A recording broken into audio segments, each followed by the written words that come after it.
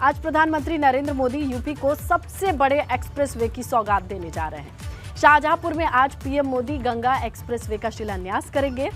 तो ये मेरठ से प्रयागराज को जोड़ने वाला 594 किलोमीटर का एक्सप्रेसवे होगा, जहां शाहजहांपुर में इसके शिलान्यास का आज कार्यक्रम है। इस एक्सप्रेसवे पर शाहजहांपुर में बनने वाली हवाई पट्टी का भी पीएम मोदी आज उसकी आधारशिला रखेंगे। ये भी अहम होगा देखना। तो यूपी के 12 जिलों से होकर के गुजरेगा गंगा एक्सप्रेसवे।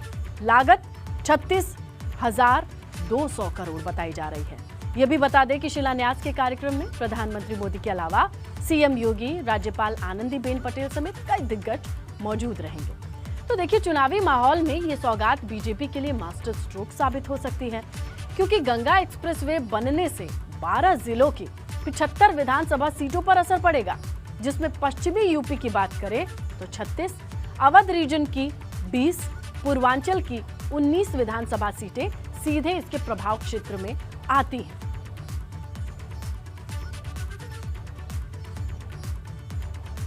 तो देखिए, यूपी के लिए एक्सप्रेसवे की ये सौगात बेहद खास होगी।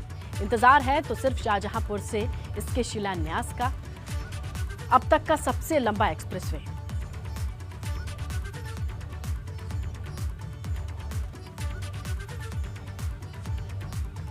चलिए, हम आपको सीधे लिए चलते हैं। हमारे सहयोगी रणवीर इस वक्त शाहजहांपुर से ही मौजूद हैं। किस तरीके की तैयारियां हो रही हैं, तस्वीरों के साथ डिटेल दीजिए रणवीर।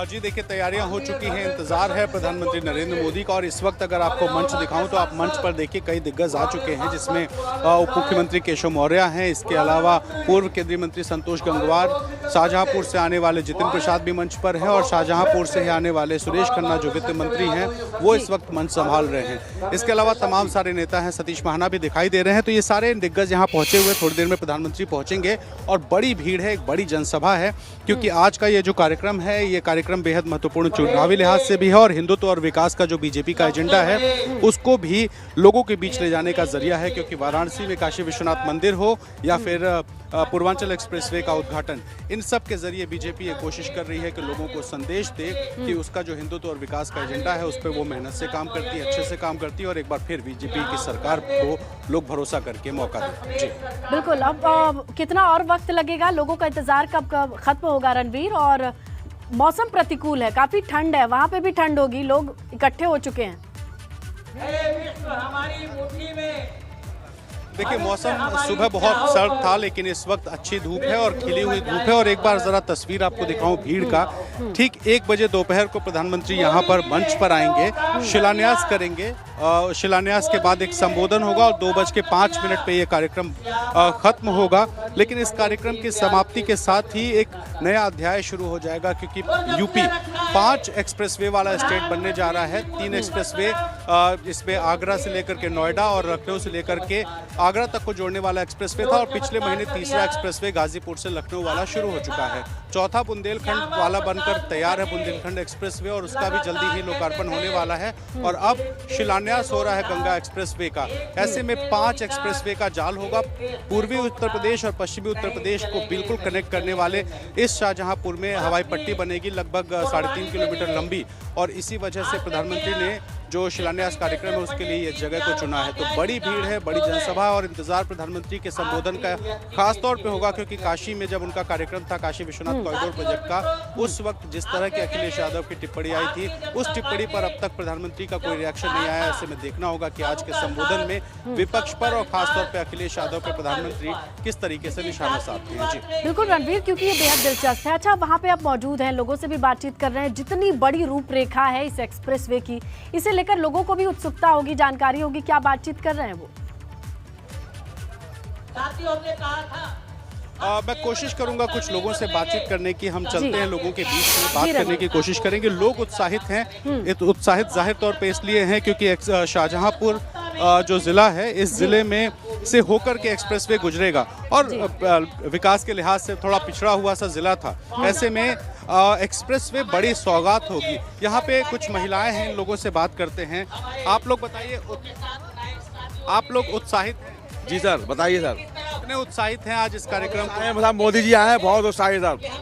बहुत ज़्यादा उत्साह है। मोदी जी आए, सरकार हमारी बढ़िया चल रही है और यही सरकार चलना चाहिए हमारे हिसाब से। तो बहुत अच्छे गरीब लोगों की सरकार। आप लोग बताइए, ये इतना बड़ा एक्सप्रेस भी यहाँ से गुजर रहा है, आप लोग खुश हैं? कहाँ और से आए हैं ये बहुत लोग? जी बहुत बीजेपी कार्यकर्ता है। जी जी जी जी हम लोग बहुत उत्साहित हैं। घर परिवार में बच्चे की बहुत खुशी है, क्यों हम लोग के बच्चे बाहर पढ़ते हैं। इसी जिले से हैं या बाहर से? जी आप लोग शाहजहांपुर से हैं? शाहजहानपुर है जी शाहजहानपुर है ये बताइए, दूर दूर से भी लोग आए होंगे? जी, बहुत से आए हैं। सबसे भी पूछते कब हैं। हमने कहा मैम, घर में घुस के मारा है, आप लोग कहाँ से आए हैं? आप लोग मारा है, कब कहाँ से आए हैं आप? तुम्हारी है। मैं नगर शाहजहानपुर नगर से आई हूँ। मैं अल्पना श्रीवास्तव हूँ और स्वच्छता प्रभारी हूँ। ये कितनी बड़ी सौगात है शाहजहांपुर के लिए एक्सप्रेस?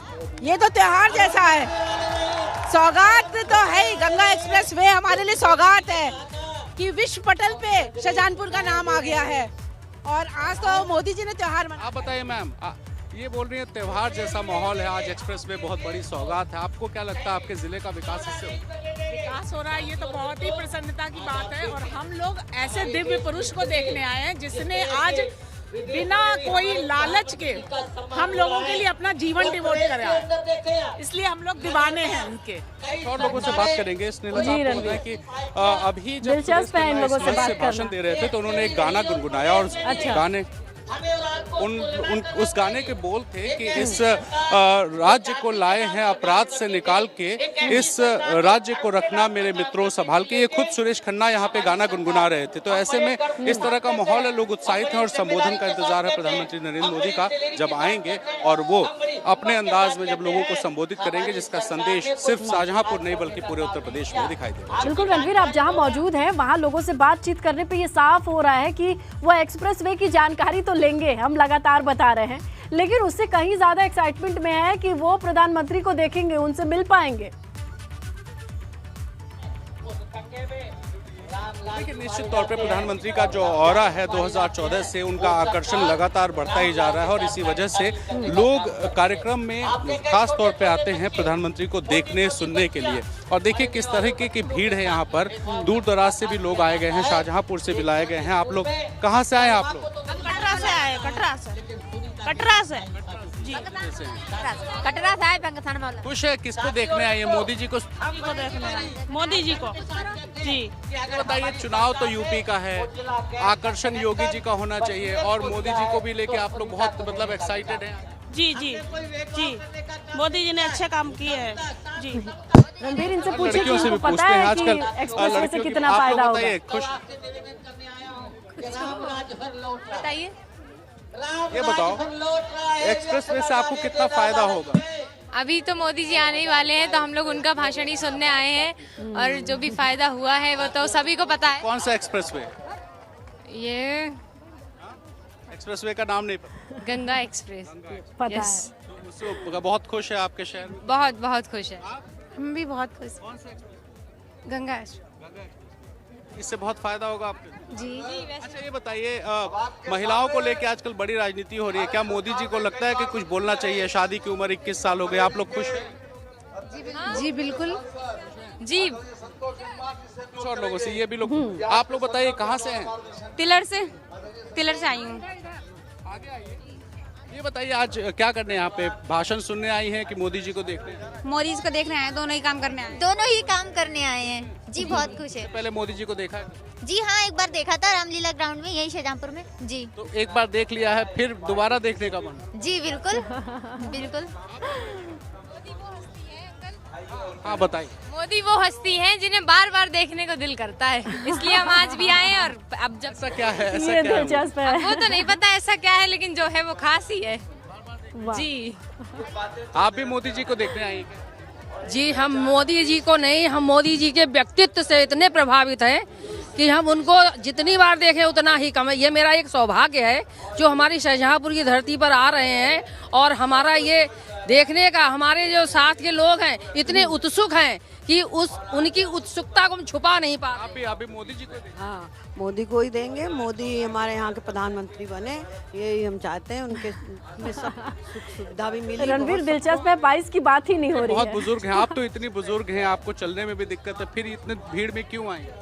फिर क्या करें भैया, मोदी जी को देखने? हाँ देखने भी आए और मेरी पेंशन भी नहीं मिलती है। हाँ हाँ, अब मेरे खेती बाड़ी भी नहीं है, कोई बात चीज नहीं है, और मेरा लड़का भी नहीं, मेरा आदमी भी नहीं। अम्मा आप भी कहाँ से हैं? कटरा से। हाँ क्या करने आई हैं? हाँ, मोने ने बुलाओ तने आए। बुलाए? हाँ ते आए। हाँ ते अब आई लड़ा मिनट कछु ना। मोदी जी को देखें कभी? कहाँ देख लेते हैं। देखिए रणवीर, ये बहुत दिलचस्प है। इन लोगों से बातचीत करना अपने आप में दिलचस्प है। कमर कस के आए, कोई मोदी जी दूर को से आया है, कमर बड़ी उम्मीद से आया है। कमर कस के कमर कस लिया है। और हमारे गांव नगरीय निजामपुर थाना गड़िया रंगीन, देखिए ठंड हो शीतलहर हो कोई फर्क नहीं पड़ता, एक बार देख लिए वो बार बार भी देखना चाहते हैं। हुए हैं वो भी हो जाए, मोदी जी को भी देख ले। और कमर में बीजेपी का पट्टा लगा के कह रहे हैं हम कमर कस के आए हैं बीजेपी को जिताने के लिए। तो इस तरह का उत्साह, इस तरह का उमंग उल्लास है यहाँ पर, क्योंकि एक बड़ी सौगात भी है। प्रधानमंत्री का व्यक्तित्व है, उसको निहारने, उसको देखने के लिए लोग यहाँ आए हुए हैं।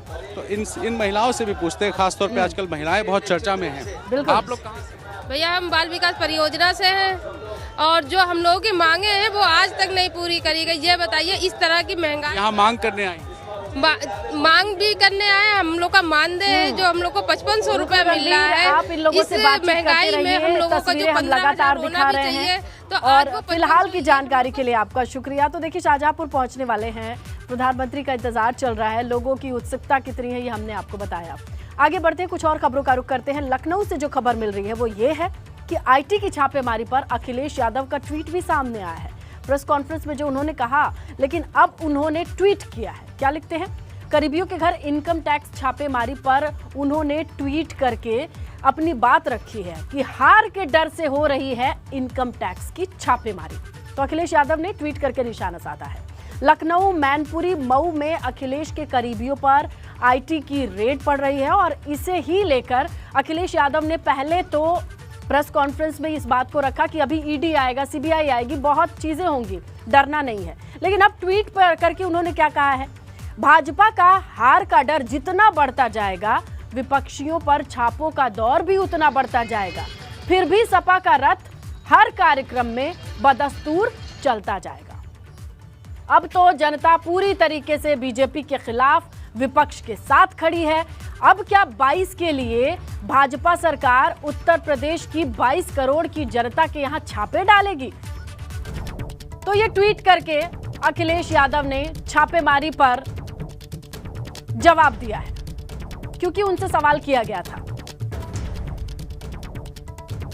लखनऊ, मैनपुरी, मऊ में अखिलेश के करीबियों के घर आईटी की रेड चल रही है। हमने आपको ये खबर दिखाई, लगातार अपडेट पहुंचा रहे हैं, लेकिन इस पर अखिलेश यादव ने ट्वीट किया है और लिखते हैं, भाजपा का हार का डर जितना बढ़ता जाएगा, विपक्षियों पर छापे भी बढ़ते जाएंगे, लेकिन फिर भी सपा का रथ हर कार्यक्रम में बदस्तूर चलता जाएगा।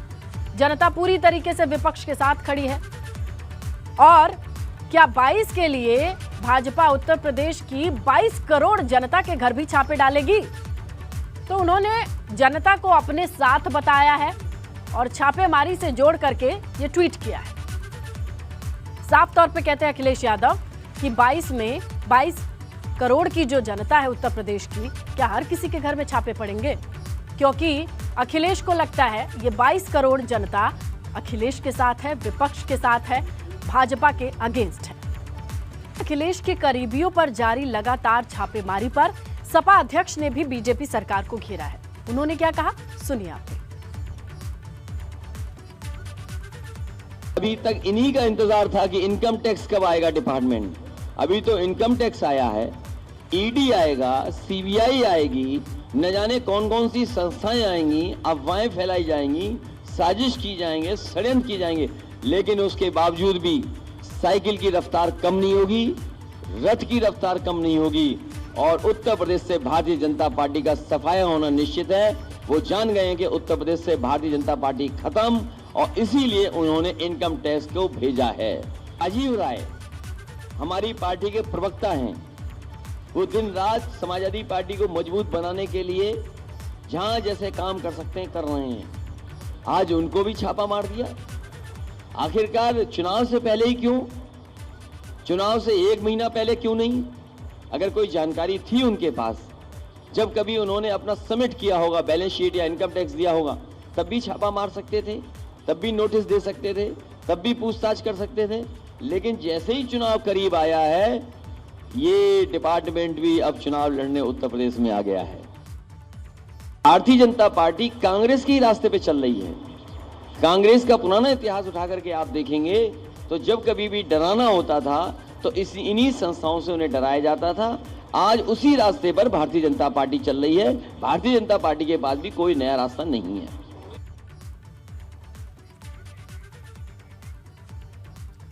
और आईटी की छापेमारी को लेकर सपा नेता अरविंद सिंह गोप का कहना है, वो भी हम आपको बता दें। छापों से डरने वाली नहीं है सपा, ये कहते हैं अरविंद सिंह गोप। एजेंसियों का सरकार दुरुपयोग कर रही है, ये भी आरोप लगाया। साइकिल की रफ्तार न थमेगी न रुकेगी। तो अरविंद सिंह गोप का ये पलटवार आया है। उन्होंने कहा है कि साइकिल की रफ्तार न थमेगी न रुकेगी और सरकार एजेंसियों का गलत इस्तेमाल कर रही है, ये भी आरोप उन्होंने लगाया है। तो आपको बताएं 3 जगहों पर इस वक्त छापेमारी चल रही है। आईटी डिपार्टमेंट के बड़े स्तर पर घंटों से छापेमारी की प्रक्रिया चल रही है।